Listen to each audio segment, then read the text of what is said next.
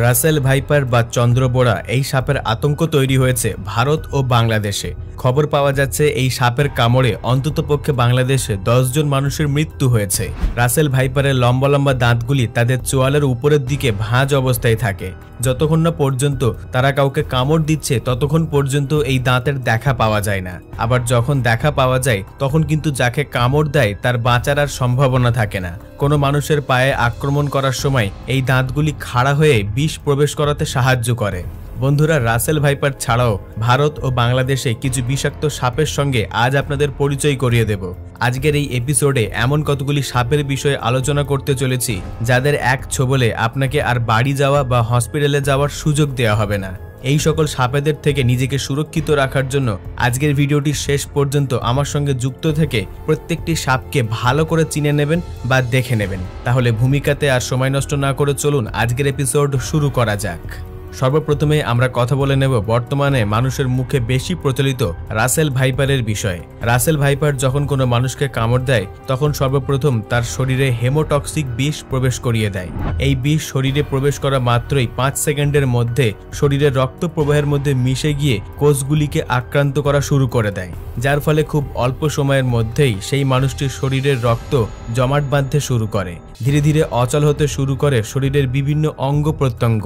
এছাড়াও শুরু হয় গা বমি করা এবং ধীরে ধীরে হার্ট দুর্বল হতে শুরু করে, যেহেতু সেখানে রক্ত জমাট বাঁধা শুরু হয়ে গিয়েছে। তারপর শ্বাসকষ্টের মতো সমস্যা শুরু হয়। অবশেষে অভ্যন্তরীণ রক্তক্ষরণের কারণে শরীর একেবারে অচল হয়ে পড়ে।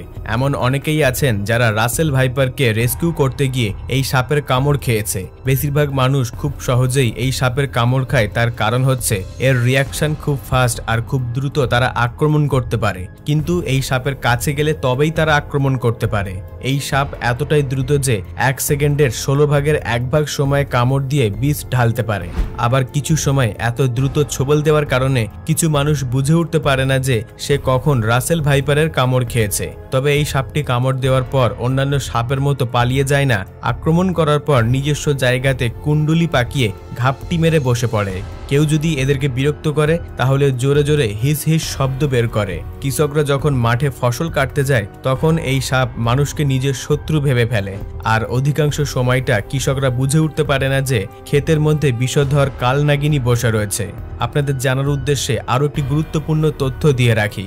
বর্তমানে রাসেল ভাইপার খেতে খামারে বেশি দেখতে পাওয়া যাচ্ছে। তার প্রধান কারণ হলো এদের শিকারের মধ্যে রয়েছে টিকটিকি, ব্যাং এবং ছোটখাটো পাখি। আর এই প্রত্যেকটি জিনিস ক্ষেতের মধ্যে দেখতে পাওয়া যায়। আর যেহেতু ধানের ক্ষেতে ইঁদুর সব থেকে বেশি থাকে, তাই খাবারের খোঁজে বেশিরভাগ সময়টা এরা শস্য খেতে চলে যায়। গবেষকদের মতামত অনুসারে শিকারের দিক থেকে অনেক কৌশলী সাপ হচ্ছে এই রাসেল ভাইপার। সাধারণত কোনো সাপ কোনো ইঁদুরকে ধরার পর সেটিকে খেয়ে শান্ত হয়ে যায়, কিন্তু এই রাসেল ভাইপার সেই ইঁদুরের গোটা বংশকে খেতে চায়, যার ফলে কোনো শিকারকে দেখা মাত্রই তাকে একবার কামড় দিয়ে ছেড়ে দেয়। তারপর এই সাপের বিষের প্রভাবে সেই ইঁদুরটি যন্ত্রণা কাতরে তার গর্তের মধ্যে যেতে থাকে। এই রাসেল ভাইপার সেই ইঁদুরটির পিছু করতে করতে তার বাসায় পৌঁছায়। অবশেষে সেই ইঁদুরের গোটা বংশকে শেষ করে দেয় রাসেল ভাইপার। কিছু সময় শিকারের পিছু করতে গিয়ে সাধারণ মানুষের ঘরের মধ্যে ঢুকে পড়ে এই রাসেল ভাইপার। অন্যান্য সাপ মানুষকে এড়িয়ে চলার চেষ্টা করলেও এই রাসেল ভাইপার অর্থাৎ চন্দ্রবোড়া প্রজাতির সাপ মানুষকে একেবারে ভয় পায় না। বেশিরভাগ সময়টা তাদেরকে ঝোপঝাড়ের মধ্যে দেখা গিয়েছে। আর বিজ্ঞানীদের মতামত অনুসারে এরা ঝোপঝাড়ের মধ্যে থাকতে পছন্দ করে। প্রায় সময় কোনো বাসাবাড়ির আশেপাশে থাকা ঝোপঝাড়ের মধ্যে এই সাপটিকে দেখতে পাওয়া যায়। 1 দশক আগে এই সাপটির নাম খুব একটা প্রচলিত না থাকলেও বর্তমানে বাংলাদেশে এই সাপের আতঙ্ক বেড়ে উঠেছে। বিশেষ করে পদ্মা, মেঘনা এবং যমুনা নদীর অববাহিকায় এই রাসেল ভাইপার সবচাইতে বেশি দেখতে পাওয়া যায়। এই ধরনের সাপ মূলত উপমহাদেশে বসবাস করে। ভারত, নেপাল, ভুটান এবং পাকিস্তান ছাড়াও অন্যান্য দেশে এই সাপের অস্তিত্ব দেখা গিয়েছে। বাংলায় বিষাক্ত সাপের তালিকায় সবার প্রথমে যার নাম উঠে আসে সেটি হলো খোয়া গোখরা। এর বৈজ্ঞানিক নাম নায়া নায়া। এই সাপ কামড়ানোর পর কেউ যদি চিকিৎসা না নেয় তাহলে গড়ে 8 ঘন্টা পর সেই মানুষটির মৃত্যু হয়। এরপর রয়েছে পদ্মা গোখরা নামে আরো একটি প্রজাতির সাপ। স্থানীয় ভাষায় এদেরকে জাতি সাপ বা জাত সাপ বলা হয়ে থাকে। এপার বাংলা ও ওপার বাংলা দুই বাংলাতেই এই সাপের আনাগোনা রয়েছে। তবে বাংলাদেশে যত রকমের সাপের কামড়ের ঘটনা ঘটে তার মধ্যে বেশিরভাগ ঘটনায় এই সাপের সঙ্গে যুক্ত রয়েছে। সঠিক সময়ে চিকিৎসা না নিলে দংশিত মানুষটির 8 থেকে 10 ঘন্টার মধ্যে মৃত্যু ঘটে। বিষধর সাপের তালিকায় আরও একটি উল্লেখযোগ্য নাম রয়েছে, সেটা হচ্ছে কিং কোবরা বা শঙ্কুচর নামের এই সাপ। ভয়াবহ বিষধর এই শঙ্কুচর অন্যান্য গোখরাদের তুলনায় আকৃতিতে অনেকটাই লম্বা। ঘন জঙ্গলের ঝোপেঝাড়ের মধ্যে এবং পাহাড়ি জায়গাতে এই সাপ থাকতে একটু বেশি পছন্দ করে। বন্ধুরা, এখন যে সাপটিকে দেখতে পাচ্ছেন এদেরকে শখিনী বা শাকিনী নামে ডাকা হয়, তবে স্থানীয় চলতি ভাষায় এদেরকে কেউটে সাপ বলে সম্বোধন করা হয়। বাড়ির আশেপাশে শুকনো জায়গায় এই প্রজাতির সাপ থাকতে একটু বেশি পছন্দ করে। শখিনী কামড়ানোর 15 থেকে 18 ঘন্টা পর আক্রান্তিত মানুষটির মৃত্যু হয়। কালো নাইজার নামের এই সাপ বাংলাদেশ এবং হুগলি জেলার পার্শ্ববর্তী জায়গাতে অধিক মাত্রায় রয়েছে। চট্টগ্রাম, নয়াখালী এবং সুন্দরবন এলাকাতে এদেরকে একটু বেশি মাত্রায় দেখতে পাওয়া যায়। সাধারণত এই সাপ কামড়ানোর 15 ঘন্টার মধ্যে রোগীর মৃত্যু হয়।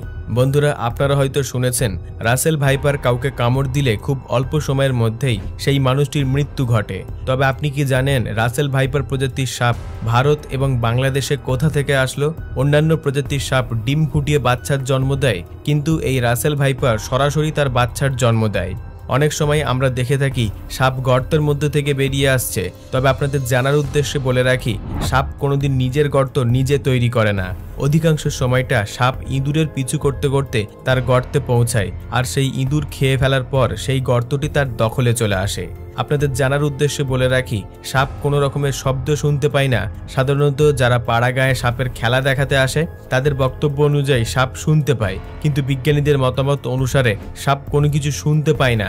সাপের চোয়ালে এক বিশেষ প্রকারের হাড় থাকে, আর সেখানেই রয়েছে কলুমেলা নামক একটি বিশেষ ইনার অংশ। এর সাহায্যে সাপ শব্দ শুনতে পায়, কিন্তু আমরা যে সকল শব্দগুলি শুনতে পাই তার মাত্র 1 ভাগ শব্দ শুনতে পাই। আর সাপের কাছে এই ইনার অংশ কানের বিকল্প হিসেবে কাজ করে। এরপর তার জিভের সাহায্যে সামনে থাকা বস্তুটি শত্রু নাকি শিকারী সেটাকে নির্ধারণ করে। বিষাক্ত রাসেল ভাইপার সহ অন্যান্য সাপ তার খোলস পরিবর্তন করে। এর প্রধান কারণ হচ্ছে সাপ প্রতিনিয়ত বড় হতে থাকে, কিন্তু শরীরের বৃদ্ধির তুলনায় সাপের খোলস বৃদ্ধি পায় না। তাই দ্রুত বৃদ্ধির কারণে তার খোলস এতটাই ছোট হয়ে যায়, যার ফলে সাপ খুব দ্রুত নড়াচড়া করতে পারে না। বাধ্য হয়ে তাদেরকে এইভাবে খোলসের সাহায্যে পুরাতন চামড়া দেহ থেকে ফেলে দিতে হয়। তবে এই জিনিসটি কোনো চামড়া নয়, কিন্তু বোঝার উদ্দেশ্যে এটিকে চামড়া বলে সম্বোধন করছি। বিষাক্ত রাসেল ভাইপার যদি কোনো মানুষের পিছু করে, তাহলে সেই মানুষটি খুব জোরে দৌড় দিয়ে রাসেল ভাইপারের আক্রমণ থেকে নিজেকে বাঁচাতে পারবে, কারণ এই রাসেল ভাইপার প্রজাতির সাপ খুব দ্রুত দৌড়াতে পারে না। তবে যদি কোনো ব্ল্যাক মাম্বা কোনো মানুষের পিছু করে, তাহলে সেক্ষেত্রে দৌড়ানোর ভুল করা যাবে না, কারণ ব্ল্যাক মাম্বা হলো পৃথিবীর সবচাইতে দ্রুত গতি সম্পন্ন সাপ। এরা ঘন্টায় 70 কিলোমিটারেরও বেশি গতিতে যেতে পারে। রাসেল ভাইপার সহ অন্যান্য বিষাক্ত সাপ রাতের ঘুটঘুটে অন্ধকারে মানুষকে চিহ্নিত করে কামড় দিতে পারে। এর পিছনে প্রধান কারণ হচ্ছে, আপনি যদি একটু লক্ষ্য করেন তাহলে দেখবেন সাপের মাথার উপরের দিকে 2টি ছোট ছোট ছিদ্র রয়েছে। সাপ তার এই ছিদ্রের সাহায্যে যে কোনো হিটকে ডিটেক্ট করতে পারে, যার ফলে অনেকটা দূর থেকেই সাপ হিটকে ডিটেক্ট করে যে কোনো প্রাণীর আকার আয়তন নির্ধারণ করতে পারে। আর ঠিক এই পদ্ধতি অবলম্বন করে ইঁদুরকে শিকার করে। অন্যান্য সাপ ডিম ফুটিয়ে বাচ্চার জন্ম দিলেও রাসেল ভাইপার সরাসরি বাচ্চার জন্ম দেয়। বিষাক্ত এই রাসেল ভাইপার নিয়ে সোশ্যাল মিডিয়াতে তোলপাড় হচ্ছে, কিন্তু আপনাদের জেনে রাখা ভালো যে এই রাসেল ভাইপার সাপের বিষের অ্যান্টিভেনাম রয়েছে, তবে সঠিক সময়ে চিকিৎসা করতে হবে। প্রত্যেকটি সরকারি হসপিটাল এবং প্রত্যেকটি স্বাস্থ্য কেন্দ্রে রাসেল ভাইপারের অ্যান্টিভেনাম উপস্থিত রয়েছে। বন্ধুরা, আমাদের আজকের এপিসোড এখান পর্যন্ত। ভিডিওটি ভালো লাগলে একটি লাইক দিয়ে চ্যানেলটিকে সাবস্ক্রাইব করে আমাদের পাশে থাকবেন, আর আপনার সকল আত্মীয় পরিজন এবং ফ্যামিলির মানুষকে ভিডিওটি অবশ্যই শেয়ার করবেন।